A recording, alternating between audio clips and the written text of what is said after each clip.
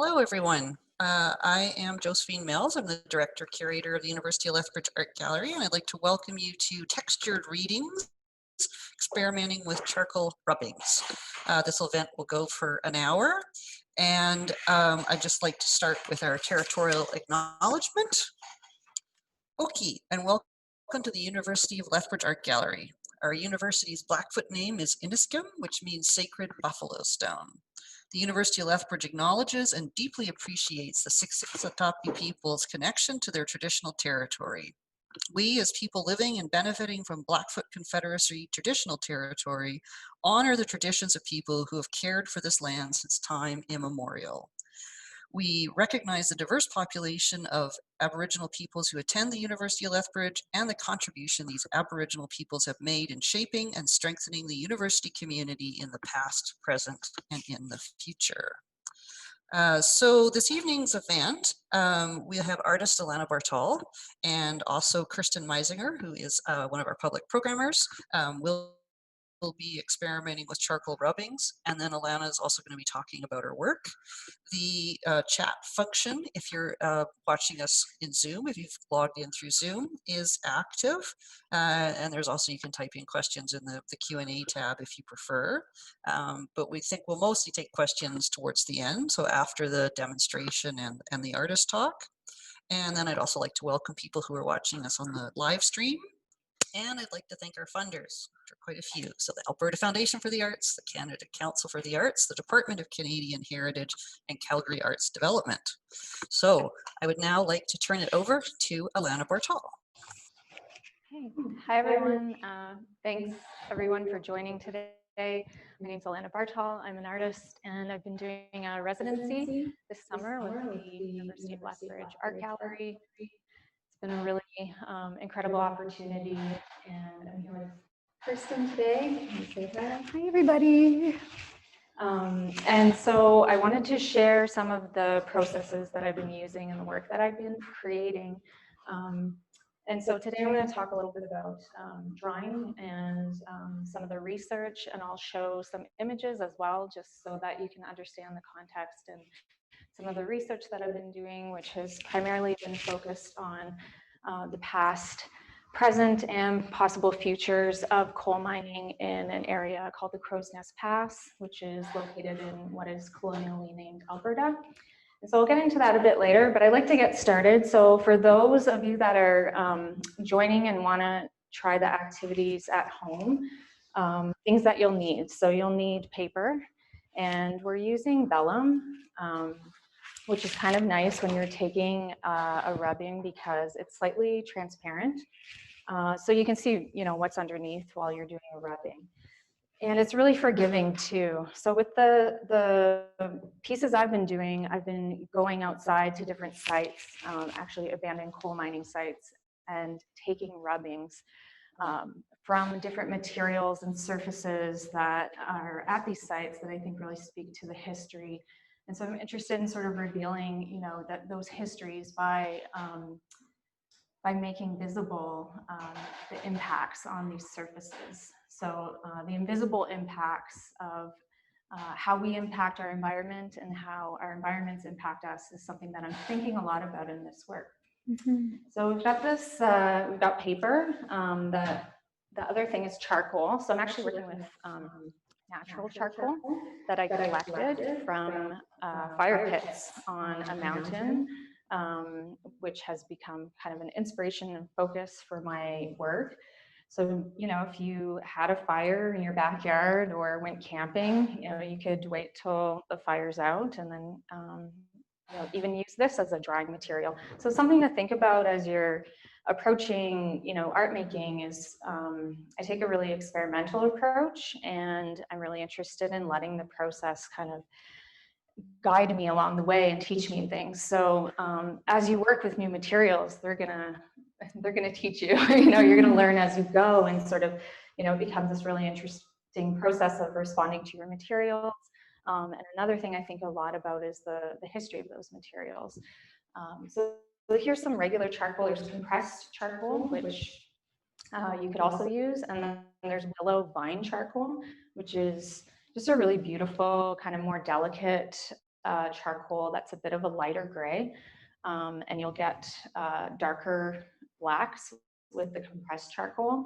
And then just depending on, I guess, the result of the fire, if you're collecting charcoal from fire pits, you can get a lot of different variations in tone. So I've brought a bunch of objects today, and I asked Kirsten to do the same. And so some of the objects that I have on the table are collected from some of these abandoned mine sites that I've been visiting. So I'm not even entirely sure what all of these pieces are, but essentially I'm really interested in abandoned infrastructure. Some of my past work has dealt with orphan wells in Alberta.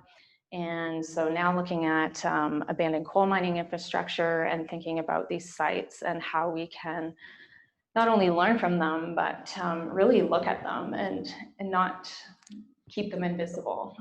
So this is sort of a gesture towards bringing some visibility to these sites. So because we can't be at the sites today, we're going to use objects instead. And Kirsten, maybe you want to talk about the objects you brought, because I asked you to think about sort of how you would approach doing a project like this, but maybe thinking about like personal objects and how they relate to you or have impacted you. Yeah, for sure. I brought some objects from around my house. I don't own anything related to mining. So when I was looking around my space, I was looking for things with a lot of texture and things that had a handmade quality. So like the mark of the artist is visible in the object itself, because I thought that would translate into a really cool drawing. So I had made this tapestry crochet piece a while ago. So I thought that might make a cool rub-in. And then I also brought this fan that was given to me by a friend. And it's handmade, and I just thought it would be really cool with all the different textures in it.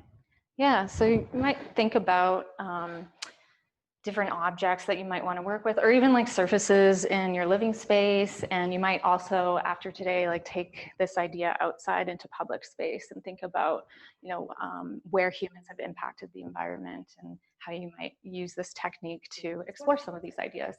So yeah, we're just going to get started. Basically, place the object under, whatever paper you're working with. And if you don't have charcoal, you can really use pretty much any material. You could use like crayons, you could use pencil, colored pencil, oil pastels, like really feel free to experiment. Charcoal's really messy. And to me, it evokes coal and the kind of messy, gritty dirtiness of coal. So that's part of one of the reasons why I was really drawn to use it in this work. And I really like this process because I kind of always approach art in a way where I'm not overly concerned with the proper way to do things. I'm really into jumping in, getting my hands dirty, thinking about different ways that I can experiment with a process, how I learn through just actually doing the work. And so it's kind of, finding the edges of these objects and maybe just using your fingers to kind of reveal some of the hidden textures. Like I'm getting some really nice dirty metal textures here at the bottom. Nice. And then beautiful. Moving it around. And so you can keep working with the same piece of paper too, and then you could start layering different things or turning and creating different compositions. The pieces I've been making are really abstract, and I'll show a little bit of one later. And so there's kind of a balance in the process too, of figuring out, the right amount of pressure. With these pieces of charcoal, they came out of fire. They're pieces of wood char. So they all have different shapes to them. So the shapes kind of find their way around the form as you start figuring out what's interesting to you in the process. So you can see I'm getting some interesting shapes there. Another thing that works really well, if you're interested in working with text, is working with, maybe signs or thinking about text that you could find in your home, but also in public space. And so that this works really well. And then this is actually, I thought I'd bring this in. This is one of the tins that I use. So I actually made my own willow vine charcoal. How do you do that?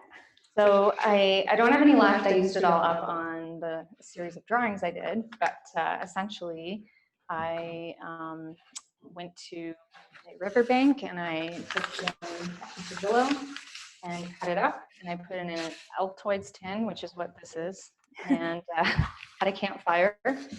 And then after the fire was done, I took it out and I opened up the tin and I had some really beautiful pieces of willow vine charcoal that I made. So I'll show a couple images of that process as well. So just thinking about how you build relationships with even the materials you work with, I find something that is really fascinating to do as an artist, and think about where those materials come from, how they're made, what they evoke when we use them. And I love the I love the pieces you brought in, Kristen. They're making really interesting drawings. We have some of the earlier experiments that we did out behind us. So this is one thing that you can keep doing on and working on throughout our hour together. I'm just going to take mine and kind of move it aside for now, though, because I'm going to show you one other process and see what I mean. You get real dirty.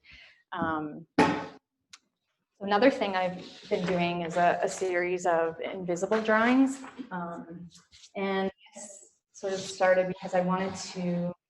Been thinking a lot about process and processes of drawing, and was like, well, how do you make an invisible drawing? And so I just looked up some techniques that people have used, and milk was one of the materials you could use. So we have some milk and paintbrushes, and we're not using vellum for this because I find if you use vellum, the paper tends to wrinkle a little bit too much. So this is a bit of a thicker paper. It's just taken out of a Canson mixed media paper pad, and it's got a bit of a rough surface texture, which I find is really nice when you complete the drawings.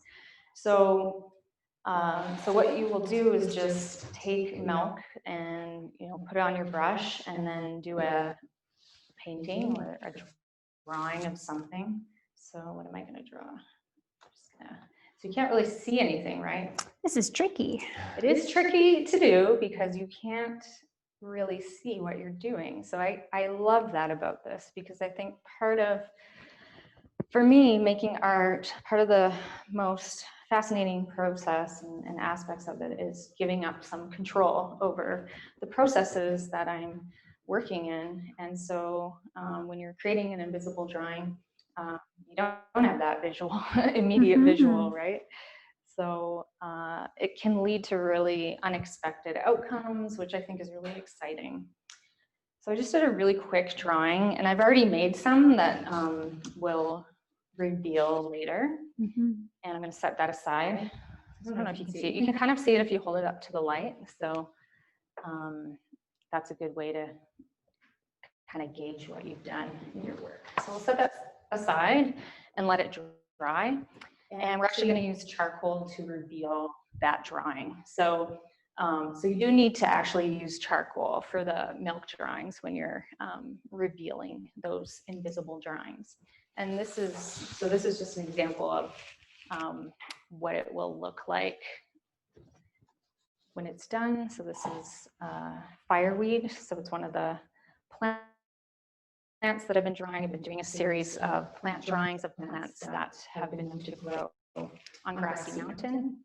And I guess I'll introduce you to Grassy Mountain right now. And Kristen can keep working on some drawings. Yeah, and for come sure. back to what she's been working on. But I'm just going to share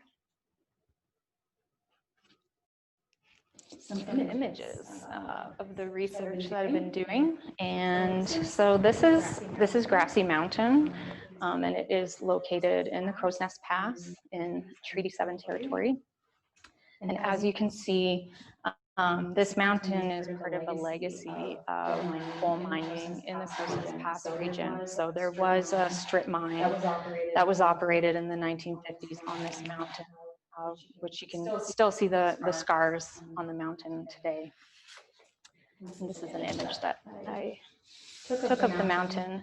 And so when I started this research, I guess I started thinking about this almost a year ago. He invited me to come and come to Lethbridge, and we ended up taking a trip to the Crowsnest Pass, and I was just really fascinated by the history of coal mining.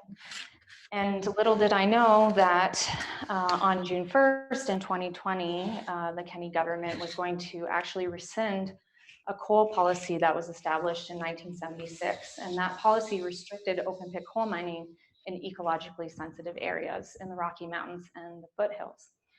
So this happened while I started to do this work. And I had been visiting the Crowsnest Pass and seeing what's been left behind from the coal mining industry there, because there aren't coal mines there today. There are on the other side of the border in British Columbia. So the coal policy had established different categories. So category 1, these lands are still protected under a protective notation, and they can't be mined. However, there's no protections that have been put in place for lands that fell under categories 2 and 3. And so previously, open pit coal mining was restricted on those lands. And the lands that are in category 2, they overlap with most of Alberta's headwaters. And so Grassy Mountain's really interesting because it wasn't under one of the categories that offered better protections. It fell under category 4, so it didn't have very strong protections. And I'm not entirely sure why that is, but maybe it's because it was mined before. So Banga Mining Limited, which is a subsidiary of an Australian-owned company called Riversdale Resources, has been seeking approval since 2014, and actually it might be even earlier than that, to develop and operate a metallurgical coal mine on Grassy Mountain. And so metallurgical coal, it's coal that's used to make steel. Oh. And although it's considered to be high quality coal than coal that is burned for electricity, steelmaking is one of the world's leading industrial sources of greenhouse gases. Wow. And the proposed lifespan of the Grassy Mountain mine is it's set to begin potentially as soon as next year in 2021 and operate through 2042. And it's projected to extract 93 million tons of coal, and the coal will be shipped overseas where it's in high demand.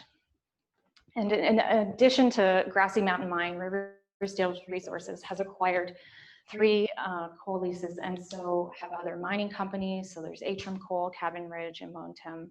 And the proposed Atrum mine is on land that was previously under category 2 protections. So with these protections gone and these coal leases agreements in place, these areas may now become operating coal mines. And the images that you're seeing right now that I'm scrolling through, this is one of the abandoned mining sites that I've been going to. So British-owned West Canadian Collieries operated a strip mine on Grassy Mountain until about the 1960s. And the company also operated Green Hill Mine Complex, which is one of the sites that, it is the site that you see here, and it was one of the first sites that I visited. And that was an underground mining operation, and it ended its operations in the 1950s. So all of this stuff is still there. Yeah, it hasn't been cleaned up at all. Not at all. When you go there, I mean, it's incredible. It's kind of sad. This is one of the many buildings in that complex. You can see that there's actually core samples just tossed about.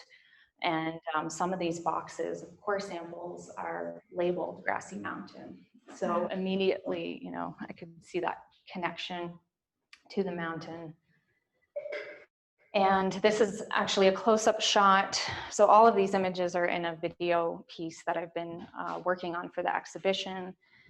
And this is that stream that you saw going through the abandoned infrastructure. I don't know exactly, what is in that water, but the stench of sulfur is completely overwhelming at this site. And water contamination from the proposed Grassy Mountain coal project is a major concern, and also the amount of water that's going to be required for this operation and other open pit coal mines like these. And you don't have to look too far to see the potential consequences of an open pit coal mine and the devastation that it can wreak on the landscape, and also the very invisible impacts of it. Teck Resources in Elk Valley, which is in what is colonially named British Columbia, the open pit mines there have led to selenium contamination of the Elk River watershed, and it's actually gone across the colonially defined international borders, so into Montana, and it's gone into the Lake Koocanusa watershed, and it's incredibly devastating, and it's affecting populations of fish. We're seeing fish deformities, and they're not sure how to address the contamination issue. So this is an image of the Oldman Watershed. So if you are joining us from Lethbridge or anywhere that you see on this map, that is your watershed. And so wherever you live in a watershed, and the watershed is actually the area of land that carries water from land after there's snow or rain, and it goes through the soil, the groundwater, the creeks and streams, and then it makes its way to the large rivers and then eventually the ocean. So really it's this beautiful network that to me really mirrors our own bodies and our own veins, these dendritic connections. It's the body of the land and the landscape. And so once there's contamination in the watershed, how do you treat and address that? How do you even know that it's there? So this is the West Slope cutthroat trout. Its status is threatened in Alberta, and Gold Creek and Blairmore Creek. This is kind of a more zoomed in view that I'm showing you here. You can see where Grassy Mountain is my red X there. And the town of Blairmore is located about 7 kilometers south of Grassy Mountain. So that's where I've been spending a lot of time. And the Green Hill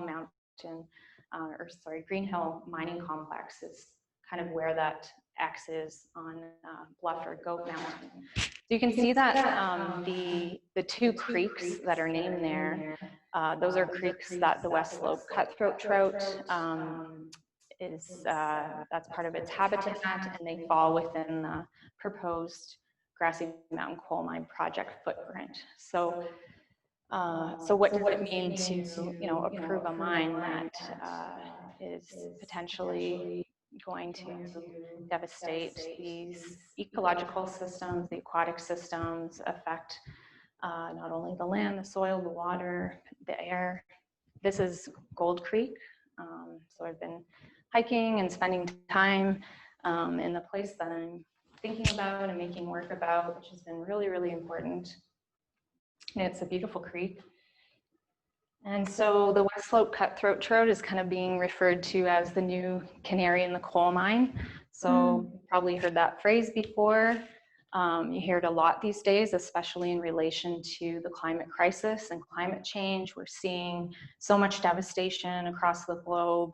We're losing species. We're seeing species disappear that maybe we didn't even know about, and others becoming endangered and threatened. And so they're warning signs. And essentially, the metaphor of the canary in the coal mine, it comes from a real canary in the coal mine. So there were canaries in the coal mine, which I kind of knew about, but until I really started looking into it, I hadn't thought too much about it before. And so here you see a picture of a miner with a canary in a cage. And so miners would actually bring canaries into into the mines, into the coal mines, and they were used for detecting carbon monoxide gas or other dangerous gases. And because the canaries are really sensitive, they would kind of freak out if that gas was filling up the tunnel. And I thought maybe they would start singing, but apparently what is more likely to happen is they would just completely pass out and fall off their perch. So they had little cages like this. I actually found one online that I purchased. And then there was also this device. So I saw an image of this device and I was just like, what is that? That looks like a canary cage, but it's really kind of odd looking. And so this was a device to resuscitate canaries because they were considered a really, I guess, important commodity because they're being used to, detect these dangerous gases. Miners would also bring in these cages, and this is an image from the Royal Alberta Museum. They actually have one of these in their collection, and so we're borrowing it for my upcoming exhibition, so it'll be included in the exhibition. So what you see is this glass metal cage. It kind of looks like a scuba diving or some sort of diving equipment. It was actually made by a British company that makes scuba diving equipment, so it makes sense. And there's a little oxygen container on top. And so if your canary passed out and you didn't want it to die and you wanted to try and save it, you would put it into this cage, and then you would open the valve and kind of blast it with oxygen, and then hopefully it would be revived. And here's a little drawing from the Bellevue Underground Mining Museum of one of these canaries that was happily revived. So those are just some of the things that I've been thinking about while I've been researching. This is an image of the Greenhill, part of the Greenhill mining complex. And here I am exploring some of these sites. And so the charcoal rubbings that I'm sharing with you today really came out of visiting these sites. And like I said, wanting to speak to this history and physically engage with these sites too through an art making process. So right away when I saw the coal chutes in some of these buildings, they were all dented from all of the coal being moved and dumped down these chutes. So I'm thinking a lot about the flow of coal through these operations. I'm also thinking about the flow and connection to water in the land. And so they're quite large pieces. They're about 8 feet long and 2 feet wide. So basically the same length and shape of the chute. And you just kind of get a close-up view there, and you can really see just the impact, the physical impact that the coal moving through these operations has had on this metal material. And so I really wanted to capture that. And then here's some of the charcoal that I've been collecting not from Grassy Mountain, because you actually can't really access a lot of it because the mining company has been doing a lot of construction and road work, but this is a nearby mountain where you can actually see Grassy Mountain. And here's that process of me making the willow vine charcoal. So just cutting it up and putting in those containers, putting in a fire, and then voila. That's so cool. I didn't know you could make charcoal like that. Yeah, and there's a really good book by an artist named Jason Logan, and he shares a lot of different processes if you're interested in making your own inks, and he talks about making charcoal in that as well. And then, so one of the other pieces I've been creating for the exhibition is actually a collaboration with my friend who is a botanist, a herbalist, an educator, and also an artist. Her name's Latifa Peltier Ahmed, and this is us. We've been doing work together through the City of Calgary's public art program, and we're able to do a couple plant walks this summer in conjunction with an exhibition I had in Mohkinstsis, which is colonially named Calgary. And Latifa is the co-owner of ALCLA Native Plants, and you can visit them if you're interested in learning more. And I've been working with her to develop a seed mix that will be free and distributed during the exhibition and through related programming. So this is actually one of the seed packets. So I showed it earlier. It's the Crow's Nest River Watershed. And then this is a canary awaiting resuscitation. This one I call coal plant.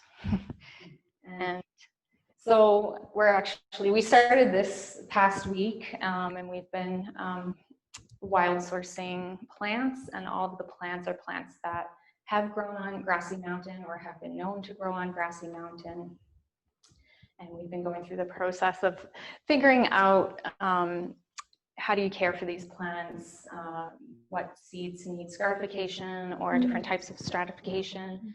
And we're also going to be doing some workshops next year and talking about our relationship to plants and growing plants, and particularly native plants, and how important it is and integral to plant native plants that have very specific and a really integral role to play in native grasslands and different ecological systems. And so that brings me to the milk drawings. So I've been working on a series of drawings. I think there's 72 drawings in total of the different plants that have been known to grow on Grassy Mountain or maybe currently do. And many of them are native plants. And through the process of doing this series, they're invisible, and then they're revealed through the act of either rubbing charcoal on them, or I've also been experimenting, revealing them with a candle flame. So I'm just show you a couple of those images. This is twisted stalk, juniper, silky lupin, gooseberry, yarrow, fireweed, Labrador tea, and silvery lupin. So there will be an exhibition next year called Processes of Remediation, Art, Relationships, Nature, and it will be up for quite a while. So hopefully if you are able to attend, you can. I've also been writing about and sharing my work in process and my research on a website that's up right now. It's called dowsinganddigging.com. And if you do some textured readings today or rubbings or a milk drawing and you want to share it on social media and hashtag invisibleimpact, please do. That would be great. So we're going to jump back to. That was great. Thank you so much for sharing about your process. Cool. So how'd yours turn out there? Pretty good. I used this core sample, I think you said it was, Yeah, to create the circular shapes around here. And it's really, really cool. It's like shiny and you can see the different layers in it. Yeah. Is this one of the pieces that you found by Grassy Mountain? Yeah, that was actually one of the core samples that was labeled Grassy Mountain. So I've been always really fascinated by core samples. They're beautiful at the same time, they're really indicative of the violence of resource extraction. So just thinking of this machine that literally pulled this rock out of the ground. Yeah, maybe we could go back to our milk drawings and we can reveal them. So I pre-made a bunch of drawings and I can't remember what they all are. So this will kind of be a bit of a surprise for me as well. So if you have done a milk drawing and then let it dry, make sure it's not wet when you do the final reveal. So you just kind of gently rub the charcoal. Gently rub or maybe I'm not doing it so gently. I don't know how it's going to rub, but it's kind of quick.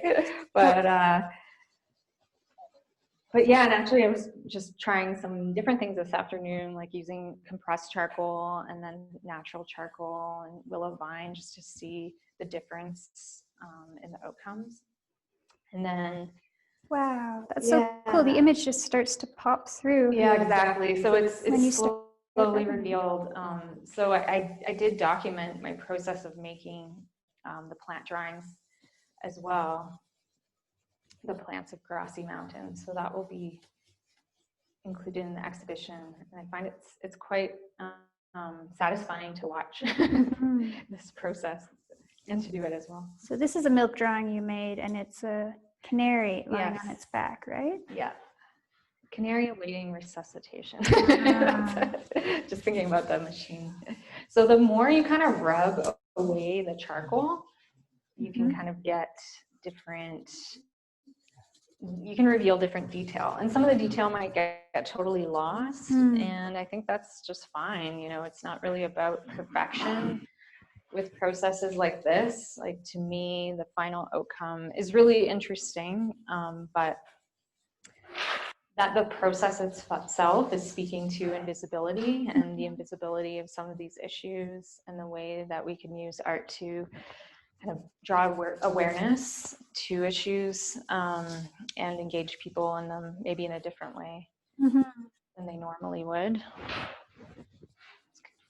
And then, of course, they're really messy. So you get all these like really beautiful fingerprints or whatever. Even when you blow the charcoal off, right, you get these sort of like really faint lines.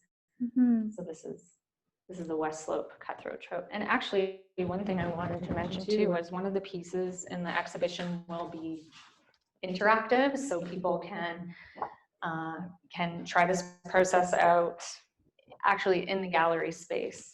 So there will be an invisible drawing to be revealed throughout the duration of the exhibition. And I really like the idea of allowing people to engage in a process like this. And sometimes they kind of get lost a little bit, and it's like you're trying to find them, and it can be difficult. Maybe this one, let's see what this one is. And actually, the one I did at the beginning is still wet, so sometimes it just takes a while to dry. Someone had asked me if vegan milk works, and I have no idea. I've only used, I think I used like 2% milk or something. So if anyone tries that, let me know how it turns out. Yeah, and so you can see this one's my coal plant design. And Kristen, it looks like you have a fireweed. Fireweed. And fireweed, an incredible plant. And sorting fireweed seeds is incredibly time-consuming and difficult because the seeds are so tiny. They're attached to these little like fuzzes so that they can be dispersed into the world. But trying to separate them from the fuzz is quite the task. They're about as big as a pinhead. So we probably had, potentially thousands of seeds, and it was just like a tiny little collection that I could hold in my hand. So interesting. They're very beautiful. Oh yeah, that looks great.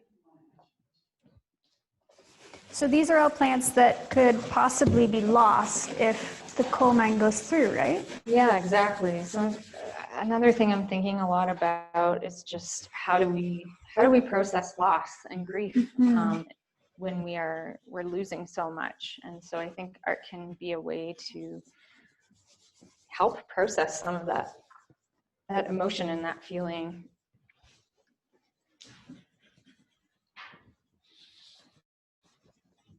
Oh, another canary. Here we go.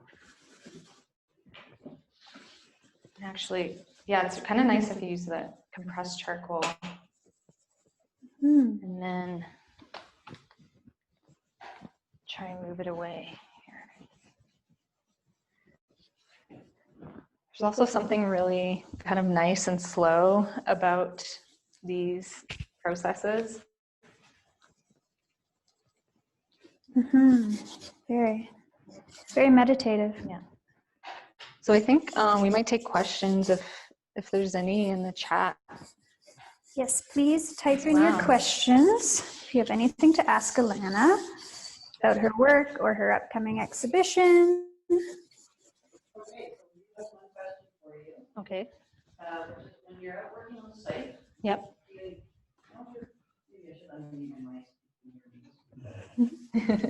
Okay, there we go. Sorry, I needed to unmute. When you're out working on the site, Alana, Yep. do you encounter people who are curious about what you're up to? And if so, how are those interactions? Do you think of those interactions as part of your process? Yeah, definitely. Actually, I haven't encountered too many people, but last time I was there were some people walking their dog, and they were just like, "Hey, what are you doing?" And well, we're making art. And so, and I'm usually trying to document what I'm doing as well. So I think people get really interested and curious. Another thing, just because I have been sharing a lot of my process online on the website, I've had people that live or have lived near Grassy Mountain or in the Crow's Nest Pass area that are involved in different groups contact me and kind of share how they're thinking about the potential future of coal mining in that region, how it's affected them, having conversations. Another thing I guess to note maybe is that there's a number of campaigns through Alberta Wilderness Association, CPAWS, the Livingston Landowners Group, and probably several more. I know that there's been a lot more attention around the Grassy Mountain Coal Project. So you can find a lot out online, and there's a public hearing going on throughout this month that you can watch on YouTube. So I have been watching the public hearing as well and learning a lot through that process.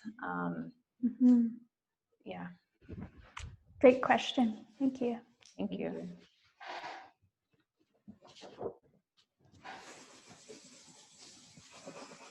So I'm going to ask a question, and then if anyone else is interested, can feel free to type into the chat or the Q&A, and then I'll pose your question for you.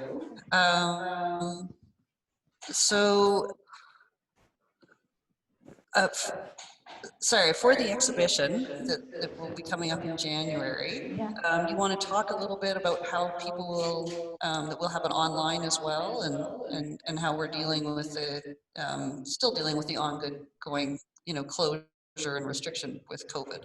Yeah, definitely. Well, I have a number of video works, and you kind of got a bit of a preview of some of the images today in my presentation.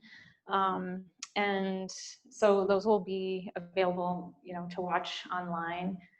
And I have a lot of footage actually that didn't even make it into the video. So if you want to see that, the best way to do that, and I'll keep adding to it, is to go to the website and visit that as well.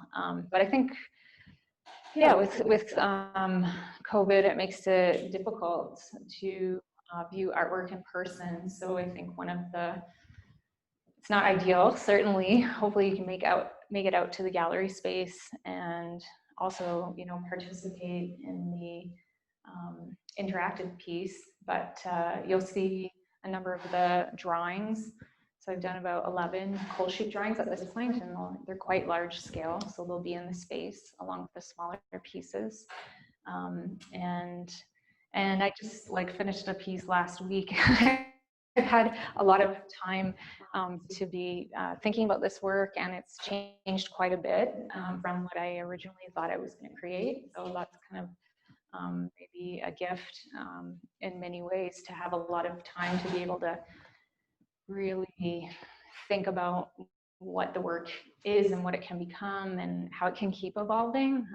Essentially, I just always see most of my projects as ongoing anyways, and I'm really excited when they start linking up and connecting to each other and supporting each other, which I think has happened with this piece, especially with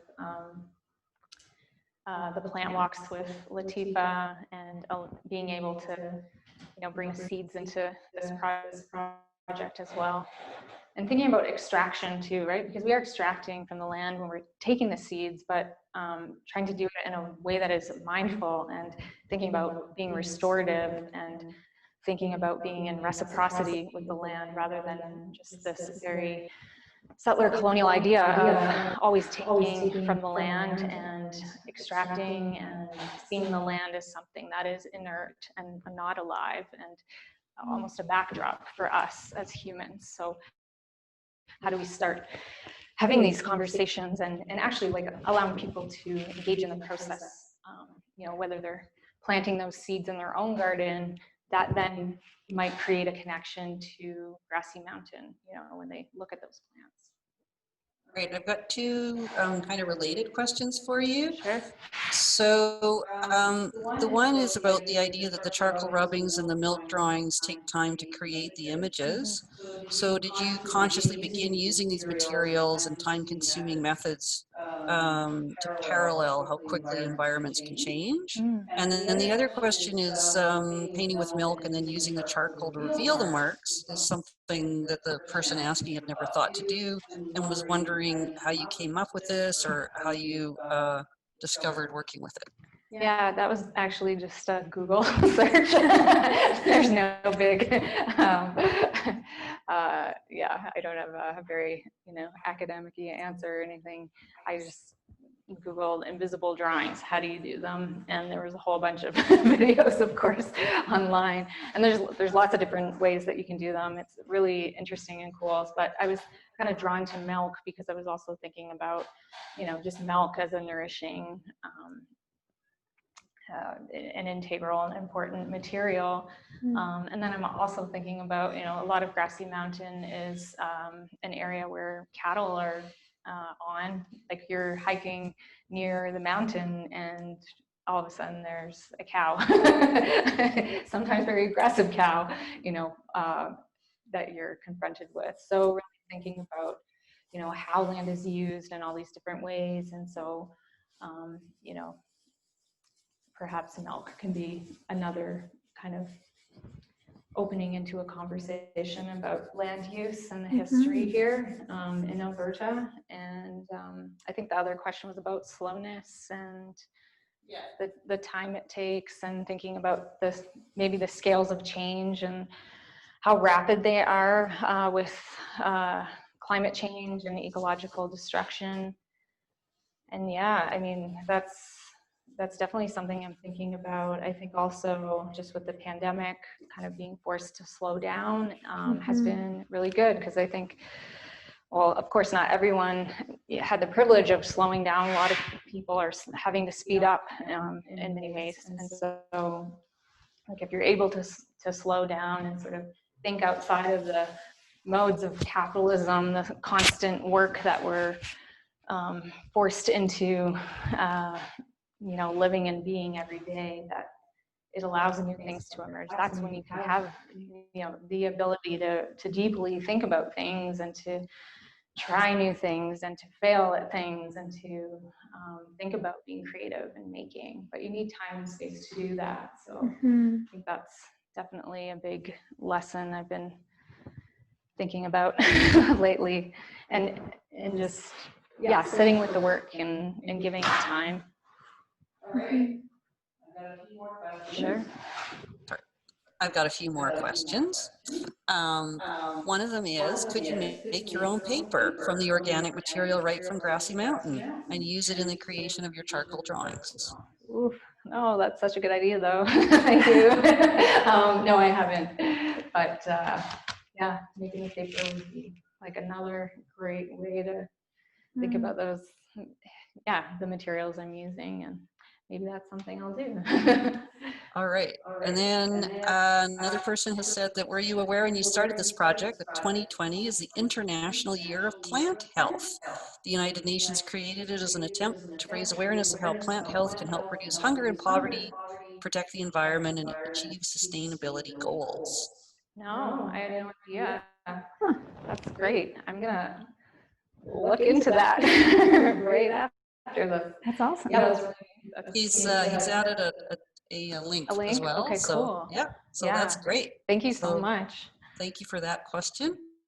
Yeah. And then another one is, how long is the process usually going out to these sites and doing the exploration and research? There was so much you discussed about these mines I wasn't even aware about, especially how they used the Canary. Oh yeah. So I guess I've been maybe since January of this year, although I was teaching full-time then. I didn't have a whole lot of time for my studio practice, but yeah, I started maybe in earnest of March of this year. So not that long ago, but I really like to immerse myself in my work and try. I can go down a lot of avenues with research, and I kind of like to learn to trust my instincts. And actually Josie and I and another artist went on a trip to was it Bellevue Underground Mine Museum, and that's where, well, we went into a mine, which is really cool, and I think that had a huge impact on my thinking and desire to look into mining. And this was in 2019, it wasn't even in 2020. But then I just saw one of the images, that little drawing I showed was at that museum of this canary in this little weird contraption. And right away I was like, oh, I don't know, that just piqued my interest. And I knew that I had to find out more. And then it's just been a lot of contacting people and can I actually find that object? And I have. And so even that felt like a pretty big accomplishment. But I've been looking at orphan wells for at least 3 or 4 years now, and I've done a lot of extensive research on that issue in the province. So, you know, this work really feels like it's in direct conversation with that body of work and also coming out of it too. So maybe I wouldn't have, you know, even done this if I hadn't done that previous work. Mm-hmm. All right, and then we have another comment coming in from Facebook. So is this something you've been interested in, you know, since you were a child, like seeing the scarring of the earth from mines and things, or was it more that evolved as an adult? Definitely as an adult. Always been interested in our relationship to nature, but since moving to Alberta 5 years ago, that's really when I became fascinated with, and just it felt so urgent moving here to talk about resource extraction, and it's such a polarizing issue, and I think art can create a space for dialogue around this issue. So that's part of what I'm trying to do, I think, is how do I enter that conversation as an artist, and also as someone who, yeah, I didn't grow up in Alberta, and although I do have a connection to coal mining, my great-grandfather was a coal miner in Cape Breton. So, but that was something I knew, but you know, I didn't think about it too much. This project also, you know, brought me back to that connection as well. So just thinking about my own family's history and what it means to be a settler Canadian, and thinking about the violence, the ongoing colonial violence on the land, and how do we not just talk about it and acknowledge it, but how do we start working towards a better future where we're living in reciprocity with the land, where we are able to live in balance and respect and have gratitude for the land. Mm-hmm. Well, these have been great questions. We're coming up. We just got a couple of minutes left just to get to 8 p.m. here in Alberta. So I'm wondering if there's any kind of final thing that Alana or Kirsten would like to say, and then I might say a couple of final words myself. Sure, yeah. Well, I just want to thank everybody for joining, and I know this is being recorded, so hopefully if you couldn't join us at the live event tonight, you can watch later. And yeah, we could just show maybe some of the drawings we've done too. But Yeah. Kirsten, do you want to add anything? These are beautiful.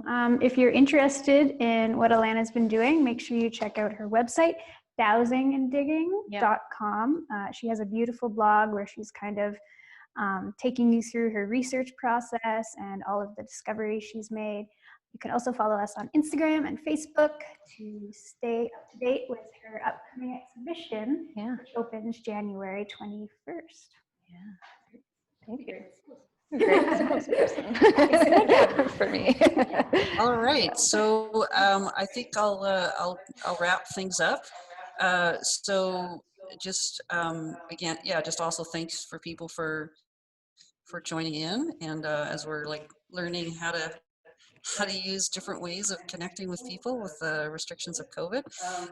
So we'll be doing more things with Alana. January 21st, we'll have an online only opening, and that'll be a conversation from the exhibition. And then we'll be posting about how we'll be able to have access to the exhibition as we move from online only to mixing that. And then we will, the best thing is I mean, nothing but me to give a kind of a promo. If you sign up for our e-news, we don't send it out very often, usually once a month, then you can get information on having links to when we do more Zoom events. But also in the spring, Alana will be starting another phase, and so we'll be doing more with seeds and things at the Coots Center, the property that the university owns near Nanton, and we'll hopefully have other events that are connected and to this project. So I just want to thank all the staff who helped us with this and with getting this up and running. And a big thank you to Alana and to Kirsten and to those who attended. So thank you very much and good evening.